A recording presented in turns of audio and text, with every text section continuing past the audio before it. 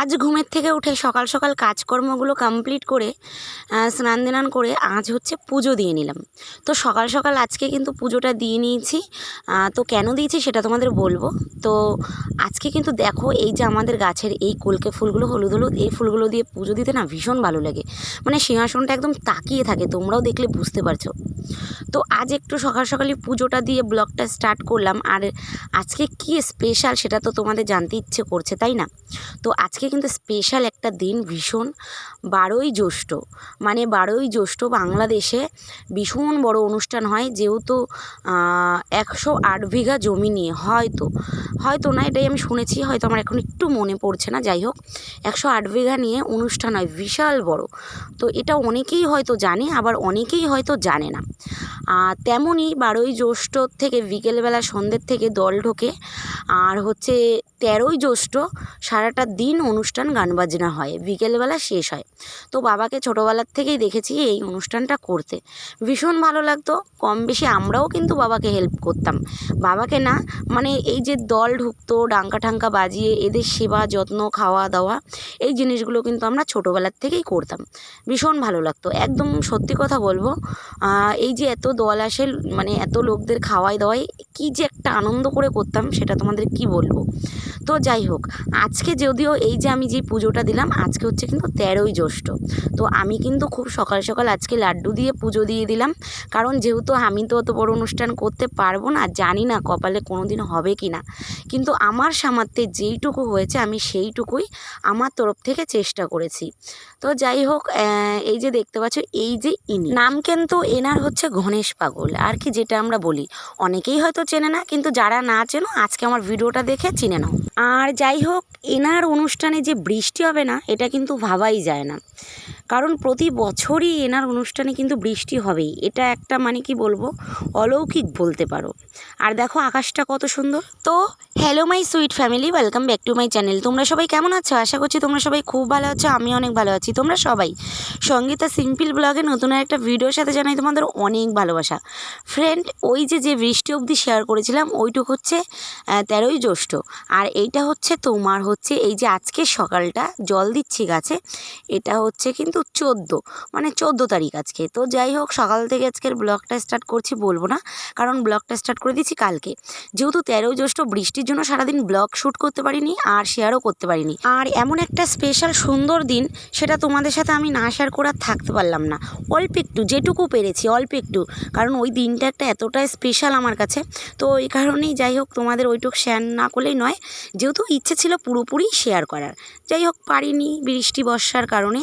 আর যাই হোক, এখন হচ্ছে তোমরা দেখতে পাচ্ছ, তোমাদের সাথে কথা বলতে বলতে কিন্তু আমার ফুল গাছে জল দেওয়া আর এই যে উঠোন ঝাঁট দেওয়াও কিন্তু আমার হয়ে যাচ্ছে। আর জানো তো, কালকে বৃষ্টিতে ভিজে ভিজেই আমি অনেকগুলো গাছ লাগিয়েছি, ফুল গাছ, বেগুন গাছ।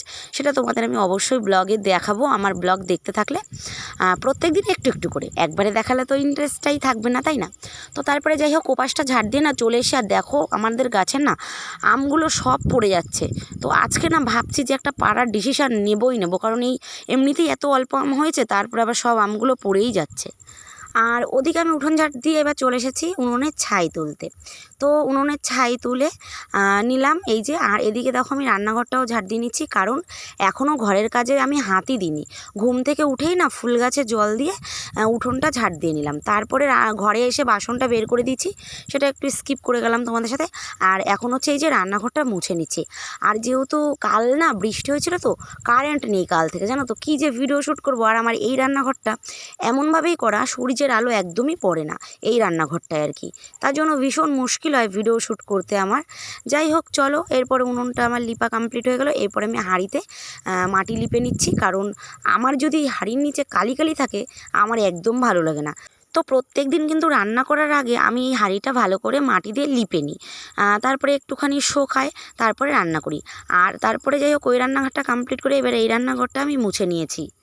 তো বন্ধুরা যাই হোক, ওই রান্নাঘরটা মুছে টুছে তারপরে আমি বাসন টাসন মেজে একটুখানি ব্রাশ করে চলে এসেছি। এবার ভাত বসিয়ে নিচ্ছি। আর আজকে হচ্ছে সকালবেলা আলু সেদ্ধ ভাত করব। আর এদিকে একটুখানি আমি মুসুরি ডাল ভিজিয়ে নিচ্ছি। আজ হচ্ছে মুসুরি ডালের একটু বড়া করব। জানো তো, মুসুরি ডালের বড়াটা আমার ভীষণ ভালো লাগে মটর ডালের থেকে, কেন জানি না, খুবই ভালো লাগে। আর এইদিকে এবার দেখো, এই যে বাসনগুলো এবার আমি বুট করে নিচ্ছি একটা একটা, কারণ বাসনগুলো ধুয়ে এনে না ওই গামলাটায় আমি রাখি, তারপরে জলটা একটু ঝরে গেলে এইখানটায় তারপরে বুট করে রাখি। এই হচ্ছে ব্যাপার। আর এইদিকে এবার চলো, আমি হচ্ছে এগুলো তো আমার বুট হয়ে গেল, এবার আমি জলগুলো ভরে নিই এক এক করে বোতলে, কারণ এই বোতলে কেউ জল ভরতে চায় না, আমাকেই ভরতে হয়। এটা একটা ভীষণ আলসেমি কাজ, কি বলবো। যাই হোক, আর উঠেছিলাম আজকে কিন্তু বেশ সকাল সকাল, কটা জানো, আজকে এই 5টার সময় উঠেছি সকাল। বিশ্বাস করো, আজকে ঘুমটা ভেঙে গেছে, আমি উঠেও গেছি। তো ভাবছি চলো, ঘুম যখন ভেঙে গেছে আর ঘুমাবো না, কারণ এখন যদি আবার ঘুমাই তাহলে কিন্তু বেলা 10টা 11টা বেজে যাবে উঠতে উঠতে। তো ওই কারণে উঠে গেছি। আর মেয়ে তো পড়তে চলে গেছে, ওর 8টার সময় পড়া ছিল, ও পড়তে গেছে। তারপরে আমি ভাত বসিয়ে দিয়ে তোমাদের দাদাভাইকে ডেকে ওকে উঠিয়ে দিলাম, ও চলে গেল বাইরে। আর এখন আমি বিছানা তুলে এখন চলে এসেছি ঘর ঝাড়াঝাড়ির কাজে, কারণ এটা তো করতে হয়। আর কালকে জানো তো ঝড় বৃষ্টি হয়েছে বলে, তো তোমাদের দাদাভাই তার আগের থেকেই যেহেতু খবরে বলছিল, তো ও হচ্ছে এই হোম থিয়েটারগুলো গুছিয়ে ঠুছিয়ে সমস্ত কিছু প্যাকিং করে রেখে দিয়েছে। আর আমিও জামা কাপড় সমস্ত কিছু গুটিয়ে কাটিয়ে, তারপরে আমার এই যে ড্রেসিং টেবিলে অনেক জিনিসপত্র ছিল এগুলো সরিয়ে সরিয়ে গোছগাছ করে রেখে দিয়েছি। কিন্তু যাই হোক, ফাইনালি লাস্ট পর্যন্ত আমাদের এখানে ঝড়টা হয়নি ফ্রেন্ড। ভীষণ মজা পেয়েছি যে না, আমাদের এখানেও অন্তত ঝড়টা হয়নি। কিন্তু আবার আর একদিকে ভীষণ কষ্ট লেগেছে, যেই জায়গাগুলোতেও হয়েছে, সত্যি ভীষণ খারাপ লাগছে, একদম চষে দিয়েছে আর কি, খবর চালালেই দেখতে পাচ্ছি। আর যাই হোক, এরপরে তোমাদের দাদাভাই ব্রাশ করতে গেছে, আমি চা করে নিচ্ছি ফ্রেন্ড। তারপরে চা খেয়ে এখন হচ্ছে তোমাদের দাদাভাই কতগুলো এই যে আম পেড়ে নিয়েছে, মানে গাছে যতগুলো আম ছিল সব আমগুলোই ও পেড়ে নিয়েছে, একটা একটা করে ঝড়ে পড়ার থেকে একবারেই সব পেড়ে নিতে বলেছে তোমাদের দাদাভাইকে, ও সব পেড়ে নিয়েছে। আর এই দিকে দেখো, আমি হচ্ছে ও আম পেড়েছে, আবার ওদিকে একটু ভিডিও ক্লিপ নিয়ে এখন চলে এসেছি, কারণ আমি ভেবেছিলাম কেউ যখন পারবে সেই ক্লিপটা নেব, কিন্তু আর হয়নি, ও আগের থেকেই পেড়ে ফেলেছে। আর আমগুলো কিন্তু সুন্দর করে ওই যে ধুয়ে আমি কিন্তু গামছা পেঁচিয়ে রেখে দিয়েছি। কেন বলো তো, আজ হচ্ছে বানাবো আচার। তো আচার বানাতে গেলে আগে থেকে আমটা ধুয়ে একদম পুরো যেন একটুও জল না থাকে সেইভাবেই আর কি শোকাতে হয়। তো তারপরে অনেকক্ষণ পরেই আমি বড়াটা ভাজতে এসেছি। কেন বলো তো, যে যখন ভাত খাবো না তখন বড়াটা ভেজে নেবো তার একটু আগে, কারণ ভাত খাওয়ার একটু আগে বড়াটা ভাজলে মচমচে থাকবে, বেশ খেতেও কিন্তু সুস্বাদু লাগবে। তো ওই কারণেই আমি বড়াটা ভাত খাওয়ার একটু আগেই ভাজছি।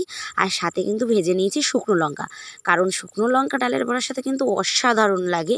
জানি না তোমাদের কার কেমন লাগে, আমাদের কিন্তু ভীষণ ভালো লাগে। তো সকালবেলার আজকের মেনুতে আছে কি বলো তো, ডালের বড়া, মুসুরি ডালের, আর হচ্ছে আলু সেদ্ধ মাখা।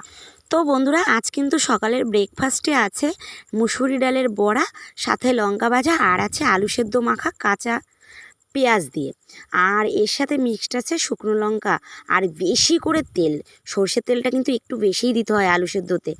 ভীষণ দারুণ মানে একটা খাবার এটা বলতে পারো। আমার একটা ফেভারিট খাবার আলু সেদ্ধ মাখা। হ্যাঁ, আমারও, তোমাদের দাদাভাইয়েরও, মেয়েরও। আমার মেয়ে যদি এই আলু সেদ্ধ থাকে না, ও দুপুরবেলাও মানে মাছ খাবে না, এই আলু সেদ্ধ মাখা দিয়েই খাবে।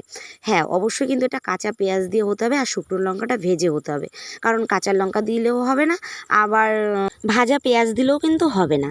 তো যাই হোক, খেতে কিন্তু অসাধারণ, সেটা আমি তোমাদের বলছিলাম। সত্যি শুকনো লঙ্কা ভাজা দিয়ে বেশি করে তেল দিয়ে কাঁচা পেঁয়াজ দিয়ে আলু মাখার একটা টেস্টটাই অন্যরকম, মানে কি বলবো, এর স্বাদের আর ভাগ হয় না, এমন একটা ব্যাপার।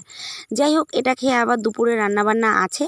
আর আজকে হচ্ছে দুপুরে রান্নাবান্না কমপ্লিট করে তোমাদের সাথে আবার হচ্ছে কথা হবে।